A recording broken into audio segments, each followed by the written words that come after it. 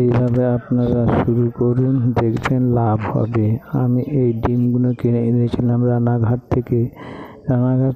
আনার পর এগুলো আমি ছোটো ইনকিউবেটরে বসাই এবং 70টা বাচ্চা পাই। 70 বাচ্চাটায় স্টার্টার ম্যাচ দিই, ভালো হয়। স্টার্টার ম্যাচ দেওয়ার পর একটু বড় হয়ে যাওয়ার পর আমি ওদেরকে লেয়ার এবং ম্যাচ পাওয়া যায়, ওইটাই খাওয়াই। ব্রয়লারের ম্যাচ খাওয়াইনি।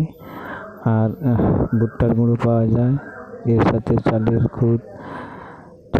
কুঁড়ো মিশিয়ে খাওয়ায়, এতে ভালোই গ্রোথ হয়। মোটামুটি ভ্যাকসিন কিছুই দেওয়া হয়নি, ভিটামিনও দেওয়া হয়নি। মাঝে মাঝে লিভারের ওষুধ খাওয়াতাম, লিভারের ওষুধ খাইয়ে খুব ভালো কাজ হতো। এভাবেই চলে এলো এতদিন।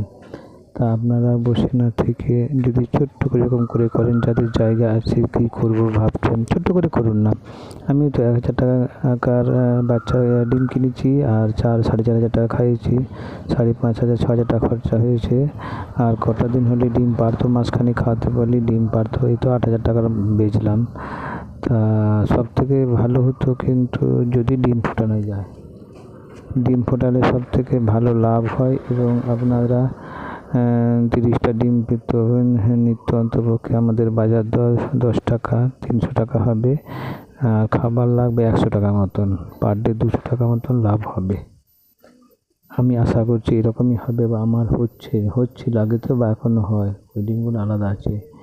এই যে ঘাসটা আছে পাশের জমিতে, এই ঘাসটাই খাওয়ায়। ওই আলুর জমিতে এরকম ঘাস, ওইটাকে কেটে কেটে খাওয়ায়।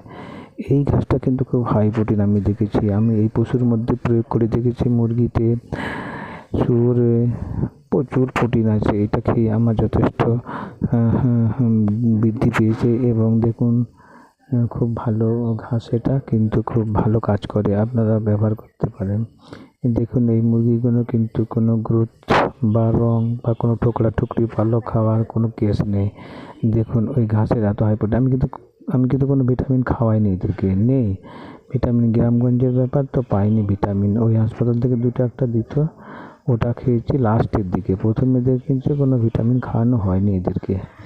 একটু যত্ন সহকারে এই সোনালী মুরগি পালন করলে কিন্তু খুব ভালো গ্রোথ হয়, আমিও জানি।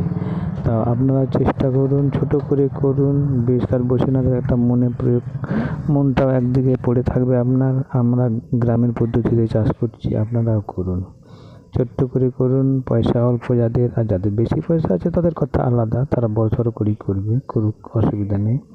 যারা কিছুই নেই, তারা করতে পারছে না, ভাবছেন, করুন, ছোট্ট করেই করুন, দেখবেন ভালো থাকবে, মন মেজাজ শরীর ভালো থাকবে।